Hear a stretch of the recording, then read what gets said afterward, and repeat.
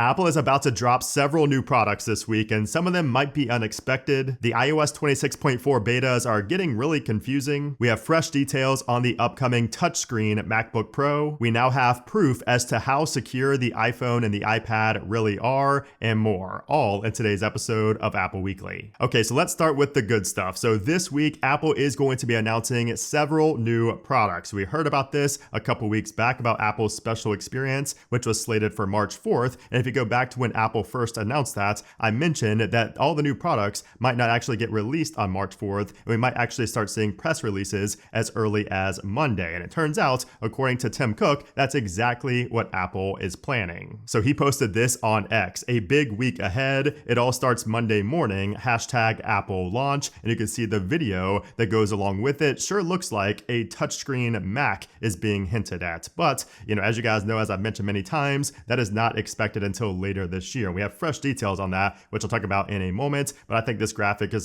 video is more just about mixing kind of touch and the Mac. So touch as in the iPad, because we are expecting new iPads, and of course we are also expecting multiple Macs, including the most hyped product, which is going to be the low-end new entry-level MacBook. And we just got new details on what that new entry-level MacBook is going to consist of. So according to a Weibo leaker, it looks like it's going to have less than 500 nits of brightness. It's going to have no True Tone or no backlit keyboard. It's only going to go up to 512 gigs of storage, so it's likely just going to be 256 and 512, so no 1 terabyte option, which is expected for an entry-level machine. It's going to have slower SSD speeds, no fast charging, no high impedance headphone support, and no N1 chip for connectivity like Wi-Fi, Bluetooth, and Thread. Instead, it's going to use a MediaTek chip for wireless connectivity. So obviously we do have a lot of drawbacks and a lot of trade-offs with this entry-level MacBook, but honestly, none of those seem like deal breakers for the type of person who's going to pay,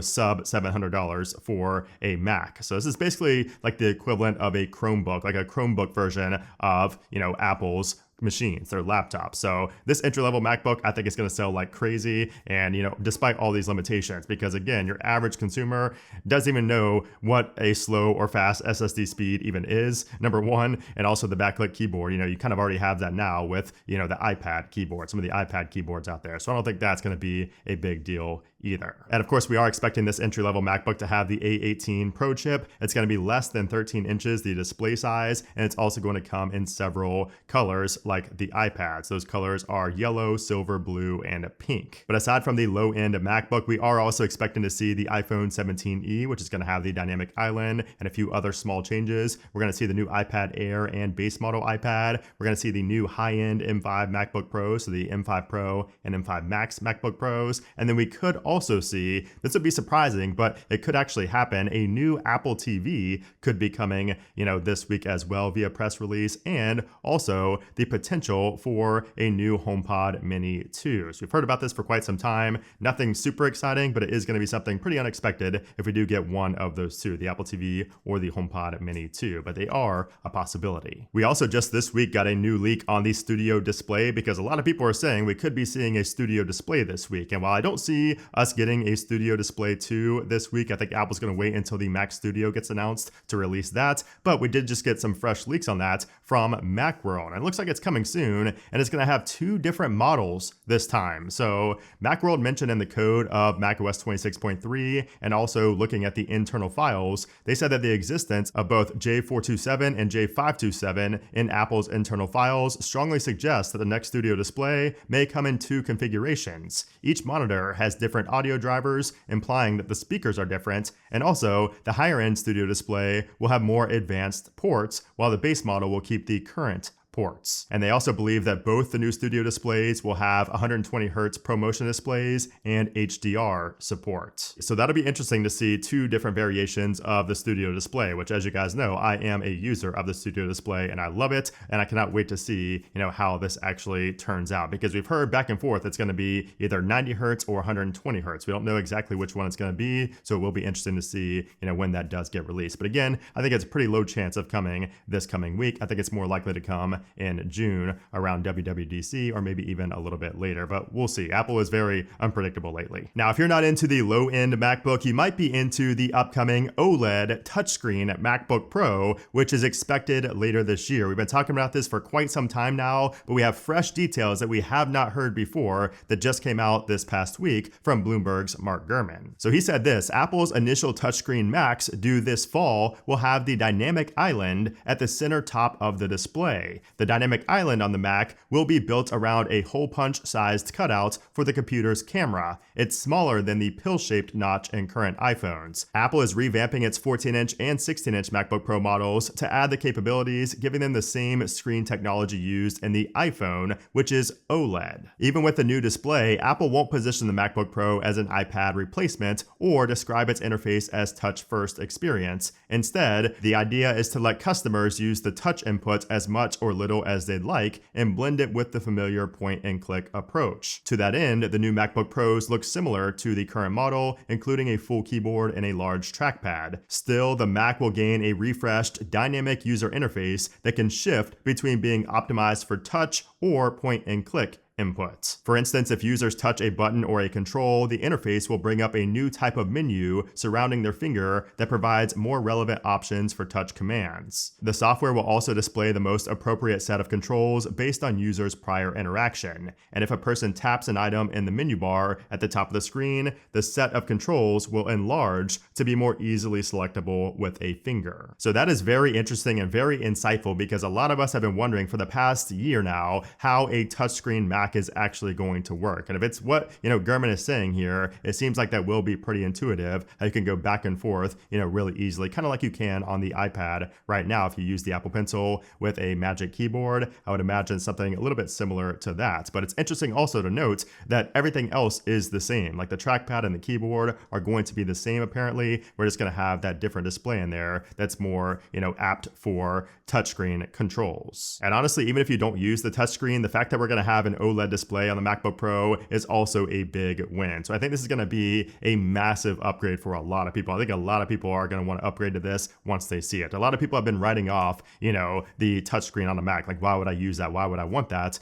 But I think people might change their minds once it actually gets announced and shown off and they actually see, how it works when Apple shows it off. So I don't know. I think it's going to be a big upgrade, and I cannot wait to see that later this year. So that combined with the iPhone Fold, man, I don't know. This year is going to be crazy for Apple. This is going to be one of the best product years, I think, in quite some time for Apple. That's just my early prediction. Now, there's not really any type of rumored price for that upcoming MacBook Pro, but you have to imagine that with the OLED display and with the touchscreen capabilities, it should be more than previous MacBook Pros, but we'll have to wait and see on that. Now, speaking of prices, we have to talk about the fact that Apple is now going to pay a 100% price hike on Samsung's memory chips. And this comes according to a report from Korean outlet DealSite, and they said that Apple has agreed to pay Samsung twice as much for the LDDR5 memory chips that it needs for the iPhone 17. And they say that Apple recently held emergency meetings with Samsung's semiconductor division to negotiate delivery volumes of RAM for the first half of this year. The 12GB LDDR5 modules used in the iPhone Air and iPhone 17 Pro have already basically doubled in price since early 2025. They went from about $30 to about $70. Now, here's what's interesting. Samsung originally planned to just do a 60% price hike, but they opened the negotiations higher with Apple at 100%, and apparently Apple accepted immediately without even negotiating. And this is because of the major memory shortage going on right now. Even Samsung's new S26 is using a 50-50 split of Samsung and Micron for the memory. It's not 100% Samsung memory. So that is pretty crazy, and that has a lot of people spooked. Like, isn't the iPhone 18 going to be much more expensive now because Apple is paying double the price? Well, not necessarily, because Ming-Chi Kuo, if you remember, he said that despite these increases in price, we are still expecting the same price tag for the iPhone 18 Pro coming later this year. Speaking of products coming later this year, we now have the official measurements for the crease on the upcoming iPhone Fold. And this comes according to Fixed Focus Digital over on Weibo. He said that Apple has submitted production line orders for its upcoming foldable iPhone, confirming that the device will launch this year. And they say that the price is conservative and the crease is less than 0.15 millimeters and the crease angle is less than 2.5 degrees and the product strength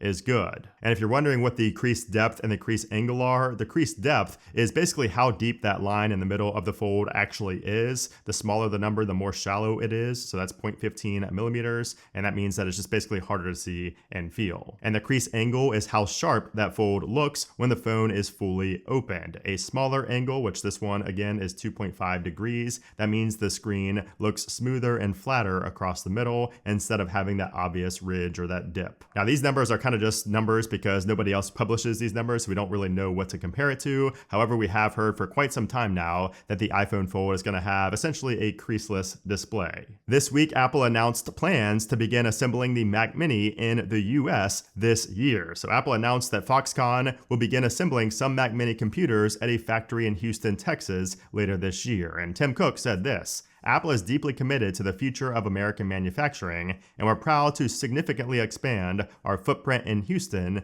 with the production of Mac Mini starting later this year. And by the way, Apple is also expanding its AI server manufacturing at the Houston factory, and it's also opening a new advanced manufacturing center in Houston later this year. And of course, this is all due to Apple's commitment with the government to invest $600 billion in the US by August of 2029. Now, here's something pretty crazy, and this really shows how secure Apple's products are, specifically the iPhone and the iPad, because this week we just saw that they got certified to handle NATO information. These are actually the first consumer devices to handle NATO information. So they said this in their press release. Today, Apple announced the iPhone and iPad are the first and only consumer devices in compliance with the information assurance requirements of NATO nations. This enables iPhone and iPad to be used with classified information up to the NATO restricted level without requiring special software or settings, a level of government certification no other consumer mobile device has met. And if you're not familiar, NATO is an acronym for North Atlantic Treaty Organization, and they are basically a group of countries that protect each other, and because they work on military security, they share secret classified information. So the fact that the iPhone and the iPad can handle this classified information tells you a lot about the security of Apple and specifically the iPad and the iPhone. So I think that is a huge benefit. It's kind of going under the radar as well because all of Apple's claims for many years now are proven true by the fact that they can handle NATO information, because that's not just given to anybody. Like they said, it's the first consumer device to actually have access to be able to handle these type of documents and this information. So yeah, what a strong endorsement for Apple's security and privacy policy. Now this week we also saw Apple add a new guide to the Apple Maps application for F1 tracks around the world, and this is pretty sick. So if you go into your guides section in Apple Maps, right away you'll see 2026 Formula One tracks around the world. If you tap on Open Guide, check this out. So it's going to show where all of them are, and it shows you this right here. It shows you all the information about when these take place. And you can see it shows March 5th through 7th right there for the Albert Park Grand Prix. And if you go ahead and tap on that, it will take you to it. And if you zoom in on that section on the map, you can actually see the details all the way down to an F1 car on the track right there, which is so cool. This is something I just love about Apple Maps that nobody else can do like Apple. So if we go out of here, so if we go back to the guide, you can see it shows all of the upcoming races and where they are located. So a really great way to kind of follow along with F1 and see the exact, locations for these races. And of course, as you guys know, this year is really special for Apple and F1 because we're going to be seeing all of the F1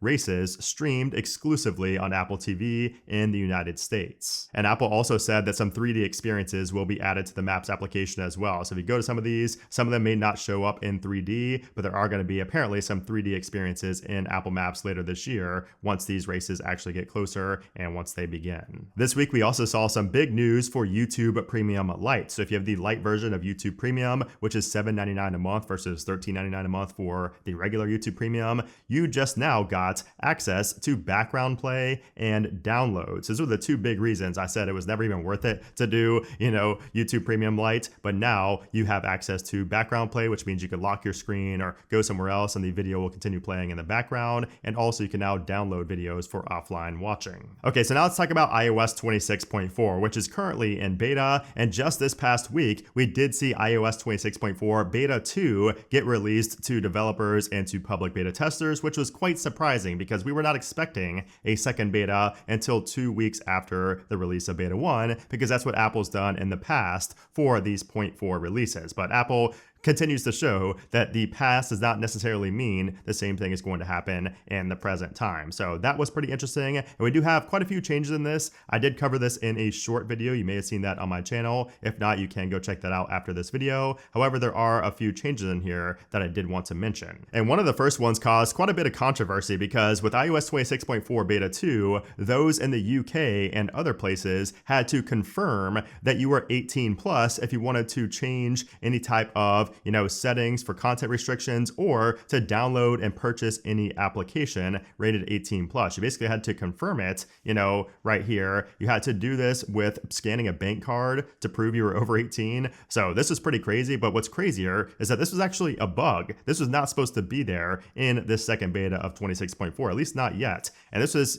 confirmed by Apple in a statement to The Verge because they said this: some users on the beta software in the UK temporarily saw a message suggesting that age verification is required to download apps. That message was displayed in error and has been fixed. Developers may continue to use the declared age range API to provide age-appropriate experiences for users. So that is a very strange bug to happen here. So obviously this is coming at some point, but it was showing up for some users in 26.4 beta 2 for the first time. Also on the software update screen, you now have the option to tap on the version number to see the build number. So if I tap on where it says 26.4 beta 2 right there, once I get that download going on my software update screen, it now shows the build number. So you can see the build number before you even install the update, which is pretty neat. So obviously this is a feature in beta 1, but we were not able to test it until beta 2 because we didn't have a software update until beta 2. So that's a pretty cool change there as well. There's also a very interesting change on the back end here for iOS 26.4, and that is if you do not install any beta updates for 4 months, if you have public beta or developer beta, right here for beta updates, if you have it turned on, but you don't install anything for 4 months, Apple will automatically disable beta updates for you and switch you back over to just getting public releases because it looks like you aren't actually using the betas. Now, of course, one of my favorite changes in iOS 26.4 beta 2 is if you go to the home screen and you press and hold and then you go to edit, you can see that we have a much more liquid glass style right here. It looks so much better in my opinion than it looked before. You can kind of see how that looks here, especially when you hover over. There's a little bounce effect as well. So some changes there for that. Also, if you go into your control center and go into dark mode and then you haptic press right here and then haptic press on one of these menu options like AirDrop, for example, you can see that that is dark now as well. Before it was just in light mode, even when you were in dark mode. Now, also, if you head over to your library and go to the playlist playground, which is a new feature where you can, of course, have playlists created using Apple Intelligence, we do have a change here as well. And it's getting a bit more limited now with beta 2, because if you create a playlist right here and you tap on the 3 dots, you can see that you can no longer change the name or the cover art for this playlist until after you've already created it. So before, if you tapped on those 3 dots, you would have more options. Now they are gone. You can only add songs, select, or report a concern. And of course, also in the music app, if you tap on your profile right here, we have a slight change to the Apple account text up there in the upper left-hand corner. But perhaps the most controversial change in iOS 26.4 beta 1 has been confirmed that it wasn't a bug because of something that's changed in beta 2. So if you go into the App Store, one of the most controversial changes for some reason was the fact that the search icon has now been conjoined. It's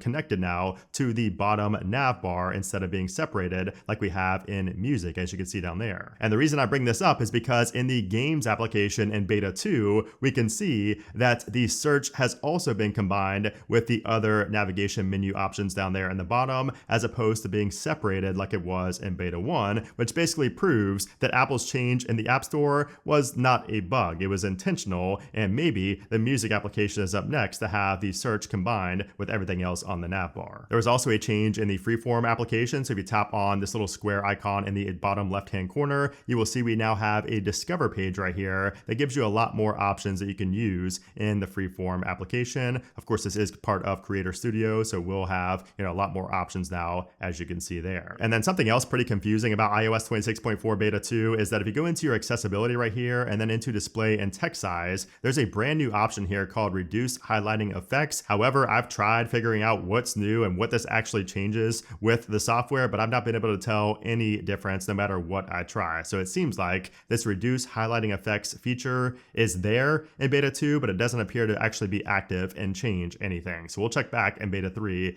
to see what it actually changes. And then something else that's new in iOS 26.4 beta, this was actually in beta 1 as well, but if you get a missed call from an unknown number, it will now show the city and the state that they are calling from. Now, as far as the overall performance and the battery life with iOS 26.4 beta 2, I have to say the performance is a good bit better than beta 1. I really had a lot of issues with beta 1. My device actually resprung, not just a reboot, it completely froze and rebooted multiple times. About 5 times it did that in the week that I had beta 1 installed. But now that I've had beta 2 installed for a week, it's only happened to me 1 time. So it's still not great. Definitely not even close to as good as iOS 26.3 because I didn't have this happen 1 time there. For some reason, I'm having really big performance issues on 26.4 in general, but beta 2 does seem to be a bit better. And I can also confirm that the app library bug has been fixed. However, something that has not been fixed still with beta 2 is the search. When I search for something right here in Spotlight search, it only works about half of the time. Sometimes when I search for something, it does not give me a top hit. It does not show me my applications. So I have to go all the way over to the app library to, find and search for the application to open it. So it's better in beta 2, but it's still not perfect. Search still seems to be broken as of 26.4 beta 2. And then as far as the battery life goes, I'm currently sitting at 63%. I'm not sure what I started this screen recording with. You guys will have to let me know. But battery life for me has been okay so far. It's not been terrible. It has been a little bit better than beta 1, mainly because I don't have as much heating up and as many reboots. But I still think the battery life is not on par with 26.3, which again is expected. And when I say these things, I tell you guys all the time, you should not be installing beta software if you are not, okay, if you're not able to deal with bugs, performance issues, and battery life issues. Really, you should not be installing a beta whatsoever unless you have a test device, or just like a secondary device, or if you just are somebody who is a developer, or you just don't mind all the bugs and the issues. And the reason I tell you guys about my issues is because that's what I do on this channel. I like to tell you them, even though I know it's not final software just yet. Okay, so now let's talk about what to expect next for Apple. So next up is going to be iOS 26.4 beta 3. However, we could also see a 26.3.1 as early as next week, or maybe the following week, because next week, of course, is when Apple is going to announce several new products, which means that we could see a double point update to fix some early bugs with those devices. So if the devices actually come out on Friday the 6th, we could see a 26.3.1 update come out later on in the week, or if they come out next week on Friday the 13th, we could see 26.3.1 next week. So it's going to kind of depend on when Apple sets the release date for these new products. But as far as iOS 26.4 beta 3, I would expect that to get released next week, as it does seem like we are on a weekly release schedule with 26.4. So I would expect that next week. And of course, we will see more betas for 26.4 throughout the week, or throughout the month rather, and we will see the final release most likely at the very end of March, maybe on March 30th. And then finally, back by popular demand, we have another crazy AirTag story. So this time, the president of a borough council in Pittsburgh is facing criminal charges after allegedly zip tying an Apple AirTag to a police officer's squad car. So just after 10 p.m., the assistant police chief named Michael was on patrol when his phone alerted him that an unknown AirTag was moving with him. And here's the crazy part, it wasn't the first time he saw this alert. He told investigators that he had received the same alert at least 2 other times, but he ignored it because he didn't know what it meant. But this time, he decided to check. He had time today. And using that tracking alert, he searched his vehicle and found an AirTag zip-tied under the radio antenna in the trunk of his squad car. Yeah, somebody actually physically attached an AirTag to a marked police vehicle. So police later served a search warrant to Apple and learned that the AirTag was registered to a man named Jason, who at the time was a borough council member, the emergency management coordinator, and a part-time street department worker with access to police vehicles. And the month prior to his arrest, he actually became the city council president. Now, according to the criminal complaint, during the investigation, the department needed an official .gov email to request information from Apple, and Jason, the guy who zip-tied the AirTag, he allegedly tried to block that request because he didn't want police to have their own .gov address. Investigators believe that he intentionally tried to impede the investigation. The assistant chief later said that discovering that AirTag in his car caused him emotional distress, and he said that he felt his safety and the safety of others who drove that car was jeopardized. So of course Jason was arrested and he's now facing charges of stalking, obstruction, and harassment. But the most bizarre part about this story is that Jason never revealed what his motive was. Nobody really knows why he zip tied this AirTag to the back of a police cruiser. The investigation is still ongoing, but that's pretty bizarre. So yeah, if you happen to be a police officer watching, just know that even you are not safe from people trying to stalk you and follow you using an AirTag. Crazy stuff. Thank God for that alert on the iPhone when an unknown AirTag is tracking you. So anyways, guys, that is it for this week's episode of Apple Weekly. We did get this out a day late because I was traveling throughout the week for Samsung's Galaxy Unpacked event. That was a good time. I will have videos coming up on that phone as well and kind of comparing it to the iPhone as well, because I like to see, what else is out there. I like to cover other stuff besides Apple as well, even though of course Apple is my main focus. So hope you guys are okay with that coming a day late. We will be back on track, and next week is going to be very exciting in the world of Apple. We have a lot of stuff to cover next week, so I cannot wait for that. I can't wait for you guys to see that as well. So stay tuned, a lot coming. But anyways, guys, thanks for watching, and I'll see you soon.